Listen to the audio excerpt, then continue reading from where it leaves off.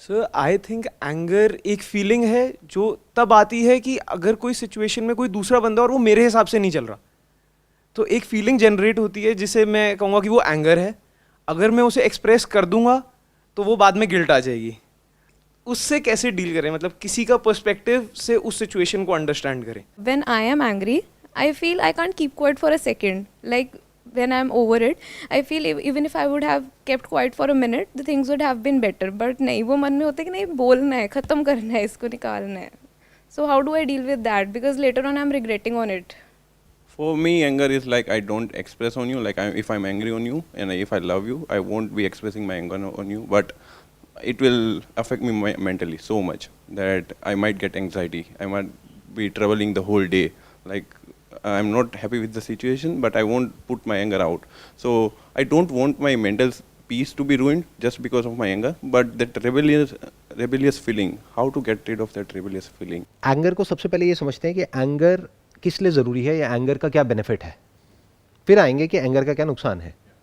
Anger से हमको क्या मिलता है, and this is scientifically proven, ऐसी बहुत सारी स्टडीज़ हैं, रिसर्चेस हैं जिसके अकॉर्डिंग ये निकल करके आया है साइंटिफिकली कि एंगर की वजह से हमारे अंदर ऑप्टिमिज्म आता है, जोश जिसको हम बोलते हैं, वो क्या है अगर एंगर नहीं है तो। True. बिना किसी प्रॉब्लम के क्या आपके अंदर जोश आ सकता है? जब लाइफ में कोई प्रॉब्लम होती है तभी तो गुस्सा आता है, उस गुस्से को आप जोश भी बोल सकते हो, एक्साइटमेंट भी बोल सकते हो, ऑप्टिमिज्म भी बोल सकते हो। दैट इज एंगर जो कि बाहर निकल रहा है। जैसे फॉर एग्जाम्पल कोई है जो बहुत ही एक ऐसे बैकग्राउंड से है जहाँ पे फाइनेंशियल इश्यूज हैं बहुत मेजर लेवल के, उसने बचपन से ही ये सब देखा है अपने घर में, पैसे के पीछे लड़ाई झगड़ा ये वो, तो उसके अंदर एक फ्रस्ट्रेशन है, उसको आप एंगर भी कह सकते हो। उसकी वजह से उसके अंदर एक एनर्जी है और अब वो अपनी उस एनर्जी को लगा रहा है या लगा रही है किसी एक डायरेक्शन में। ये सब कहां से आ पा रहा है? डिससेटिस्फैक्शन से आ रहा है, सेटिस्फैक्शन से नहीं आ रहा, और ये एस्केपिज्म से भी नहीं आ रहा। एस्केपिज्म होता है कि इग्नोर कर दिया, घर में फाइनेंशियल प्रॉब्लम्स है, बहुत बुरा हाल है, लेकिन उसने कहा कि अब इसका सोल्यूशन क्या निकालना है, मेरे बस की तो नहीं है, तो अपने दोस्तों के साथ में गया, 2-4 बोतल पी और आ करके घर पे पड़ गया। घर वाले अब जूते मारे पीटे जो मर्जी करें, उसको कोई फर्क नहीं पड़ता है। तो ये क्या हो गया? एस्केपिज्म। बट एंगर मतलब क्या है कि उसको क्लियरली समझ आ रहा है कि मेरी लाइफ में क्या प्रॉब्लम है और मुझे उसका सोल्यूशन निकालना है। यहां से एक कमाल की एनर्जी मिलती है। ये जो वर्ड है मोटिवेशन, इसके लिए भी एंगर जरूरी है। मोटिवेशन का मतलब क्या हुआ? There has to be a motive. Motive for what? Motive for a better life. तो that means there is a problem in your life, that's why you want to make it better. तभी तो motivation आएगा। अगर आपकी life perfect है तो motivation कहां से आएगा कुछ भी करने का? You want to change something, you want to make something better, you want to share something, you want to solve a problem. वहां से पैशन पैदा होता है, वहां से एंगर पैदा होता है। तो एंगर वो नहीं है जिसको हम समझते हैं, वो एक बहुत ही नैरो अप्रोच है एंगर को देखने की। हम क्या समझते हैं? एंगर मतलब गुस्सा, गुस्सा मतलब बुरा। एंगर 2 तरह का होता है, एक कंस्ट्रक्टिव, एक डिस्ट्रक्टिव। अगर एंगर को सही से आप चैनलाइज करते हो तो वो बहुत ही कंस्ट्रक्टिव एनर्जी है। Like I have been in this situation like in 4 years back where I was doing a mediocre job. That time I had this anger that I want to get over this situation, like as you told, financially. But that time I got hypertension. Like so that's a side effect of anger. जब आप उस situation में थे तो हुआ क्या कि उस एंगर की वजह से अंदर ही अंदर एक फ्रस्ट्रेशन ट्रिगर हो गई। क्यों? क्योंकि प्रॉब्लम तो थी बट उसको सोल्यूशन नहीं निकल पा रहा था। तो वो एक फेज होता है जो हर एक की लाइफ में आता है। When we feel entangled, when we feel stuck, जब ऐसा लगता है कि सांस नहीं आ रही है, सफोकेट हो जाते हैं हम। ये सब मैंने फील किया है अपनी लाइफ में, आप लोगों ने भी कभी ना कभी फील किया होगा कि ऐसा लगता है हम चारों तरफ से ट्रैप्ड हैं और कोई रास्ता नजर नहीं आ रहा होता है। तो एक टेम्पररी फेज आता है जब हमें समझ नहीं आ रहा होता है क्या करें, but this is part of the process. यहां से हो करके ही आप नेक्स्ट स्टेप पे पहुंच सकते हो, वो है सोल्यूशन। लाइफ में जब भी कुछ करना होता है ना, तो एक ये फेज आता ही आता है। इस फेज में इंसान के पास में 2 ऑप्शंस होते हैं। एक ये कि वो बड़ी एक पेनफुल स्टेट है, सफोकेटिंग लग रहा है, तो जहां से भी थोड़ी सी भी हवा आ रही है वो ले लो। ऐसा है जैसे सांस नहीं आ रही तो जहां से भी आ रही है वहां से ले लो। इंटरनेट पे टाइम पास करने लग जाओ, दोस्तों के साथ में जाकर के टाइम पास करने लग जाओ, मतलब कि वहां से ध्यान ही हटा लो, जो आपकी प्रॉब्लम है वहां से ध्यान हटा लो। That is called escapism.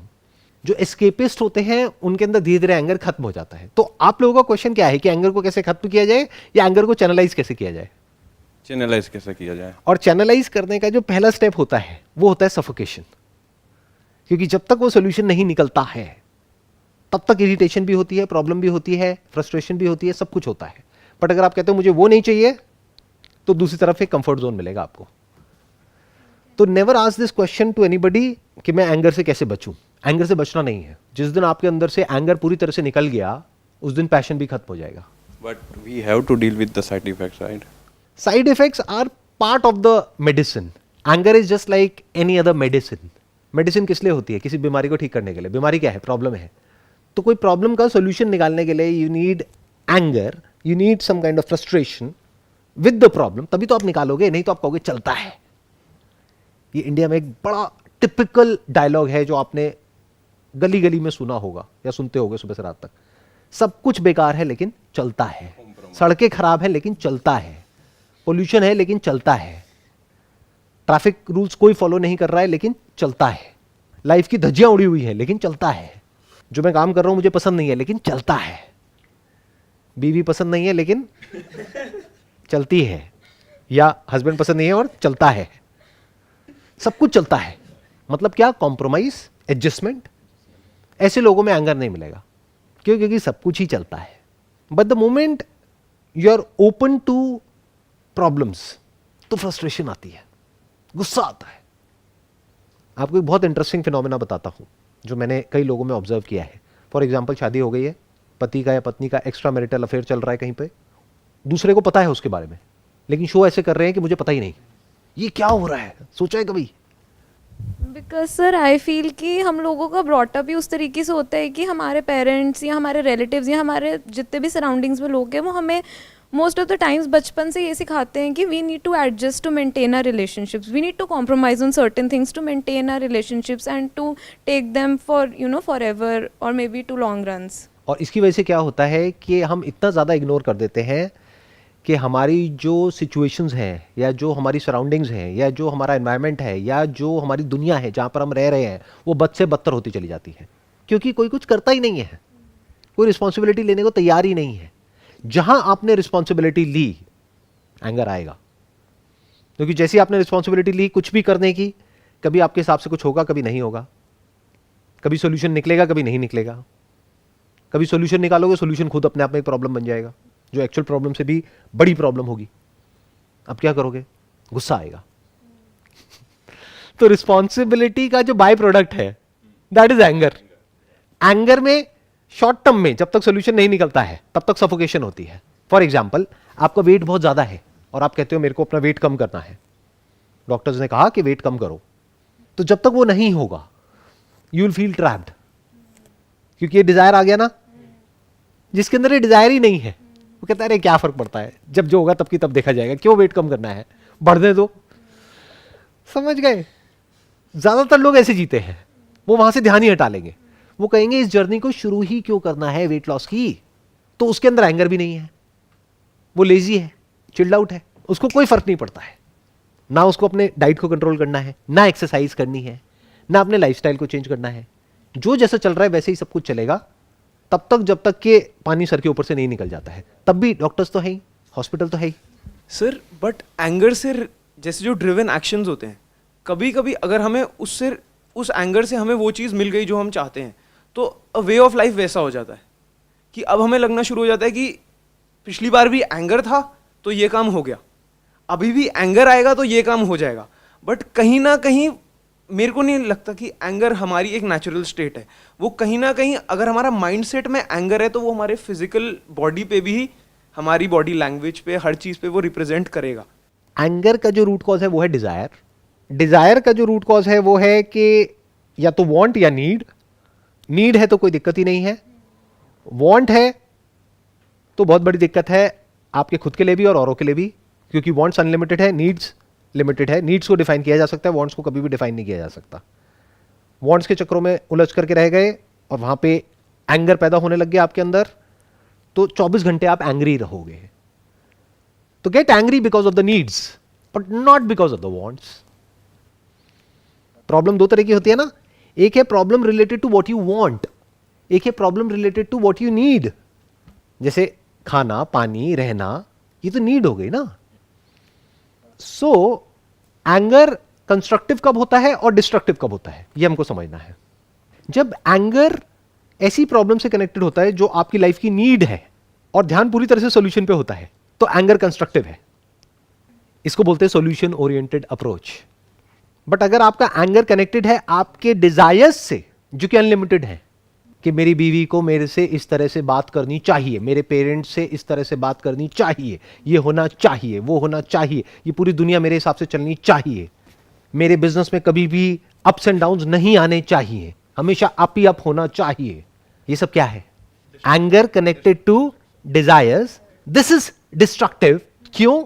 Desires में प्रॉब्लम क्या होती है? या तो वो डिजायर पूरा होता है एंगर के थ्रू या नहीं होता है। जब पूरा हो जाता है तो वो डिजायर ग्रीड में कन्वर्ट हो जाता है, आपका लालच और बढ़ जाता है और आप उसी एंगर को यूज करते हो अपने और डिजायर्स को पूरा करने के लिए, जो डिजायर पहले से बड़े होते हैं। फिर जितना बड़ा डिजायर होता है और जितने बड़े लेवल पे वो पूरा नहीं होता, उतने बड़े लेवल पे गुस्सा आता है। तो ये चेन कहीं ना कहीं जाकर के टूटती है। जब टूटती है तो आदमी भी टूट जाता है। और जब वो डिजायर पूरा नहीं होता है, कोई ऑब्स्ट्रक्शन आता है, कोई रुकावट आती है या फेलियर आता है, तब हम इतना गुस्से से भर जाते हैं जिसकी कोई हद नहीं है। इसको फ्रस्ट्रेशन बोलते हैं, इसको रेस्टलेसनेस बोलते हैं, इसको स्ट्रेस बोलते हैं। ये सब उसी एंगर का मैनिफेस्टेशन है। इन अदर वर्ड्स, एक है एंगर जो कि नेचुरल है, जो इंसानों में भी है, जानवरों में भी है।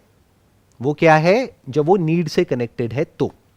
बट जब वो ग्रीड से कनेक्टेड है, आपकी अनलिमिटेड वांट से कनेक्टेड है, डिजायर से कनेक्टेड है, तो अपनी जो इंटरप्रिटेशन है लाइफ को लेकर के, उन डिजायर्स को लेकर के, उसको ठीक करो, तब आप उस एंगर से फ्री हो सकते हो। तो एक एंगर से आप कभी फ्री नहीं हो सकते और एक से फ्री हो सकते हो। एक मिनट, आराम से समझना। यहां तक क्लियर हुआ? किस एंगर से आप फ्री हो सकते हो, किससे नहीं हो सकते? पहले यहां तक आप मेरे को बताइए। जो हमारी नीड से रिलेटेड है, जो हमारे लिए ज़रूरी है, उससे तो हम फ्री नहीं हो सकते, जो इनबिल्ट है हमारे अंदर। फॉर एग्जाम्पल, अभी आप सांस ले रहे हो, ट्रू।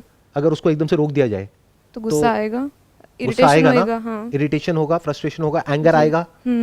और कोई इंसान हो जो आपकी सांस को रोकने की कोशिश करे, तो आप क्या करोगे? लड़ोगे या नहीं लड़ोगे? बिल्कुल रेबेल सही। करोगे, राइट? या। तो क्या ये सही है या नहीं है? क्या वहां सही। पे एंगर आना चाहिए, नहीं आना चाहिए? सही, बिल्कुल आना क्योंकि चाहिए। अगर आप रिएक्ट ही नहीं करोगे या उसको बताओगे नहीं कि तुम ये क्या कर रहे हो, तो वो रुकेगा क्यों? बट सर, हम वही डिफरेंशिएट नहीं कर पाते। मतलब लाइक इस एज में, मतलब आई थिंक कि आपको काफ़ी एक्सपीरियंसड है, या ये चीज़ें एक्सपीरियंस से शायद आती हैं। आप कह रहे हो ये चीज़ें एक्सपीरियंस से आती है। अपने आसपास में ऐसे लोगों को देखा है जिनकी एज है 50 साल, 60 साल, 70 साल और बिल्कुल बेवकूफ़ है। तो एक्सपीरियंस से क्या आता है? कुछ नहीं आता है। इस गलतफहमी से बाहर आ जाओ। मैंने ऐसे ऐसे लोगों को देखा है जिनकी एज है 80 साल, पैर कब्र में लटके हुए हैं और पैसा पैसा पैसा पैसा पैसा पैसा कर रहे हैं। अरे भाई, तू क्या करेगा पैसे का? कहाँ लेकर के जाएगा? अब क्यों इतना दीवाना है पैसे के पीछे? और ऐसे भी लोगों को देखा है जिनकी एज है 25-30 साल और उनके लिए पैसा मैटर नहीं करता है। मतलब ऐसा भी नहीं कि बिल्कुल ही मैटर नहीं करता है, क्योंकि फिर तो वो सड़क पे आ जाएंगे। पैसा उतना ही मैटर करता है जितना एक्चुअल में मैटर करना चाहिए, यानी कि गाड़ी में पेट्रोल। बिना उसके गाड़ी नहीं चलती है, लेकिन पेट्रोल ज्यादा होता है तो आग लग जाती है। इतनी अकल उनके अंदर होती है। तो ये जो मैच्योरिटी है, ये जो अंडरस्टैंडिंग है, इसका एज से कोई कनेक्शन नहीं है। तो अब वो एंगर जो कि डिस्ट्रक्टिव है, अगर उससे आपको बचना है तो कैसे बचे? That is a big question. Destructive कहां है? आपकी रिलेशनशिप में वो डिस्ट्रक्टिव है। आपकी मैरिज को 2 दिन में, 2 दिन क्या 2 घंटे में, 2 घंटे भी ज्यादा हो गया, 2 मिनट में खत्म कर सकता है एंगर। तब उससे कैसे बचे? सही से इंटरप्रेट करो लाइफ को। ये अपने आप नहीं होने वाला। इस गलतफहमी में मत रहना कि जब मेरी एज बढ़ जाएगी तो मैं मैच्योर हो जाऊंगी या हो जाऊंगा। एज से कुछ नहीं होता है। इसके लिए बारीकी से लाइफ के एक एक एस्पेक्ट को समझना होता है। जैसे बोलते नहीं, जब जागो तभी सवेरा। तो जब आपने समझना शुरू कर दिया, तब से समझ जाओ आपको समझ आना शुरू हो गया। सर, समटाइम्स क्या होता है कि हमें पता है हमें गुस्सा आ रहा है और बाद में हम इसको रिग्रेट भी करेंगे, बट ना हमारे मन के अंदर होता है कि नहीं यार, इस टाइम पे ये चीज़ बोलनी है। मतलब चाहे किसी के साथ भी, may be relationships with parents, with relatives, with friends, कई बार होता है कि हमें पता है कि नहीं यार, इतना ज़्यादा गुस्सा करने की भी ज़रूरत नहीं है, बट उस टाइम पे इतना आ रहा होता है कि कंट्रोल नहीं होता, कि ऐसा लगता है नहीं यार, बोल के ही ख़त्म होगा। अभी तक मैंने जो बात करी एंगर की, वो करी इन रिलेशन टू करियर। अब बात करते हैं anger in relation to a relationship. वहां पे एंगर की जरूरत क्या है? करियर में आपको बहुत एनर्जी चाहिए, मोटिवेशन चाहिए, ऑप्टिमिज्म चाहिए, क्रिएटिविटी चाहिए, उस सब के लिए एंगर चाहिए। रिलेशनशिप में क्यों चाहिए? एंगर का क्या करोगे रिलेशनशिप में? वो तो खराब करता है एक रिलेशन को। और एंगर आता क्यों है एक रिलेशन में? अनरियलिस्टिक एक्सपेक्टेशंस की वजह से। अगर अभी आपकी शादी हो गई या नहीं हुई है? नहीं हुई है। हाँ, तो इतना हंस के रहे हो? नहीं हुई इसलिए हंस रही हूँ अच्छा, ओके ओके, नहीं हुई इसलिए हंसते खेलते हो। Yes sir. मैं भी तो हंस रहा हूं। अभी हस्बैंड वाइफ की तो वो प्रॉब्लम है ही नहीं आपकी लाइफ में। तो अभी उसी प्रॉब्लम की बात करते हैं जिससे आप रिलेट कर पाओगे। मानो पेरेंट्स के ऊपर एंगर आता है, अभी और किस पे आएगा? बॉयफ्रेंड पे आएगा, पेरेंट्स पे आएगा। बॉयफ्रेंड अभी आप कैमरे में कहोगे है ही नहीं। नहीं सर, नहीं है, सच में नहीं है। वही तो मैं भी कह रहा हूं कि नहीं है। हाँ, तो एक सो पेरेंट्स के साथ में क्लैश होता होगा। पेरेंट्स पे गुस्सा क्यों आता है हमको? क्यों? क्योंकि पेरेंट्स को हमने भगवान का दर्जा दे दिया है अपनी जिंदगी में। जाने अनजाने हम सबके जो आइडल होते हैं पहले लाइफ में, वो हमारे पेरेंट्स होते हैं। हमें लगता है वो परफेक्ट है, उनको इंसान का दर्जा दे दो, प्रॉब्लम सॉल्व हो जाएगी। इंसान क्या है? वो आपको बाहर किसी को देखने की जरूरत नहीं है, अपने अंदर झांक करके देख लो, आपको समझ आ जाएगा इंसान क्या है। सारी इंसानियत यही है, बुरे से बुरा भी, अच्छे से अच्छा भी, सब कुछ नजर आ जाएगा। तो जो आप कहते हो ना कि मैं सही हूं वो गलत है, इसीलिए तो गुस्सा आता है। तो आपको समझ आ जाएगा आप सही भी हो गलत भी हो, वो भी सही भी है गलत भी है। Topic close. अब क्या करोगे? जो उनका नेचर है उसके हिसाब से वो एक्ट कर रहे हैं, जो आपका नेचर है उसके हिसाब से आप एक्ट कर रहे हो। हाँ, अगर कुछ वो फालतू को ज़्यादा बोलेंगे तो उनको थोड़ा बोलना भी ज़रूरी है। नहीं बोलोगे तो आप एक डोर मैट के जैसे बन जाओगे, कुछ भी बोलने लग जाएंगे, आदत पड़ जाएगी उनकी। तो उनकी वो आदत ना पड़े तो उनको हल्का सा पेन देना होगा।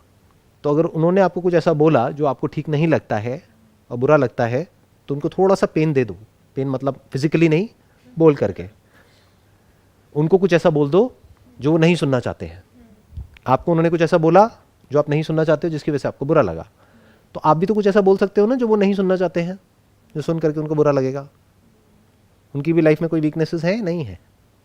तो बोलो ठीक है, जितना आप मुझे बोलोगे कि वो हमारा पड़ोसी है, वो शर्मा जी हैं, उनकी बेटी का तो हो गया वो एंट्रेंस एक बार में क्रैक, तेरा 3 बार में भी नहीं हुआ, मेरे तो पैसे वेस्ट हो गए, व्हाटएवर। तो आप बोल सकते हो कि हाँ, आपने शर्मा जी की बेटी के बारे में तो सही बोला, बट शर्मा जी को तो देखो, उनके पास में 4 गाड़ियां हैं, हमारे पास में स्कूटर है, ऐसे कैसे काम चलेगा? तो बोलो आपको सीखते क्यों नहीं शर्मा जी से? बोलो चलो एक काम करते, मैं उनकी बेटी से सीखती हूँ, आप शर्मा जी से सीख लो, हिसाब बराबर हो जाएगा। तो उनको बुरा लगेगा, राइट? तो उनको हल्का सा आपने पेन दिया, तो उनको समझ आ गया कि अब आप ऐसा नहीं है कि बैठे बैठे कुछ भी सुनते रहोगे, तो आप थोड़ा सा बोल सकते हो। अभी तक जो भी मैंने कहा आज के सेशन में, अगर उसको मेरे को सम अप करना हो तो वो क्या है कि एंगर 2 तरीके का होता है, एक कंस्ट्रक्टिव होता है, एक डिस्ट्रक्टिव होता है। कंस्ट्रक्टिव एंगर को यूज करो लाइफ में आगे बढ़ने के लिए, जो रियल प्रॉब्लम्स हैं, जो कि आपकी नीड से कनेक्टेड है, उसके सॉल्यूशंस निकालने के लिए। डिजायर से रिलेटेड जो भी एंगर आपके अंदर है उसको सॉल्व करने का सिर्फ एक ही तरीका है कि ये समझ लो कि डिजायर क्या होते हैं और नीड क्या होती है, और डिजायर का एक्चुअल में रोल क्या है लाइफ में। Desire is more like tunnel vision, कि हमारी टनल विजन है, बस यहीं तक हम देख पा रहे हैं कि मुझे ये चाहिए, मुझे ये चाहिए, मुझे ये चाहिए। इस यूनिवर्स को कोई फर्क नहीं पड़ता कि आपको क्या चाहिए। जो आपके साथ में लोग हैं उनको फर्क नहीं पड़ता आपको क्या चाहिए, आपकी वाइफ को फर्क नहीं पड़ता आपको क्या चाहिए, उसको यह फर्क पड़ता है कि उसको क्या चाहिए। तो इस सच को देख लो। तो डिजायर से रिलेटेड जो भी एंगर आपके अंदर है वो सब रिजॉल्व हो जाएगा अगर डिजायर रिजॉल्व हो जाएंगे तो डिजायर्स को हल्के में ले लो, नीड को सीरियसली ले लो। जो भी आपकी नीड्स हैं लाइफ की उसको लेकर के सीरियस हो जाओ लाइफ में, उस पर कोई कॉम्प्रोमाइज मत करो। डिजायर्स को बिल्कुल हल्के में लो। क्या बड़ी गाड़ी, क्या छोटी गाड़ी, स्टेटस क्या होता है, दिखावा क्या होता है, ये सब क्या है? डिजायर्स है। इससे रिलेटेड एंगर अगर आपके अंदर आ रहा है तो अभी आप बेवकूफ हो, लाइफ को अच्छे से नहीं समझते हो। मुझे ये चाहिए, नहीं मिल रहा है, मुझे गुस्सा आ रहा है, तो चाहिए या जरूरत है दोनों में बड़ा फर्क है। चाहिए तो कुछ भी हो सकता है ना। चाहिए तो आपका ये भी हो सकता है कि ये मेरा पार्टनर है, ये बिल्कुल वैसे ही बिहेव करे जैसे कि मेरी मां या मेरे फादर बिहेव करते हैं। चाहत तो आपकी कुछ भी हो सकती है। चाहत का क्या है? अरे वो लड़की आपकी मां थोड़ी है, वो लड़का आपका बाप थोड़ी है, तो वो कैसे हो सकता है? ये एक इम्पॉसिबल एक्सपेक्टेशन है जिसको हम सुपर इंपोज कर देते हैं सामने वाले के ऊपर और फिर खुद ही परेशान होते हैं। तो इसका रेजोल्यूशन क्या है? एक्सपेक्टेशंस को ऑलमोस्ट जीरो कर दो, बिल्कुल रियलिटी पे बेस्ड कर दो, नीड के लेवल पे ले आओ। जितनी जरूरत है बस बहुत है। वांट्स को बीच में से बिल्कुल हटा दो। तो आप देखोगे लाइफ सिंपल हो जाएगी. I hope that sums up the entire conversation या डिस्कशन जो भी आज हमने यहाँ पर करी है. Wish you all the best. It was pleasure talking to you and pleasure meeting you. Thanks.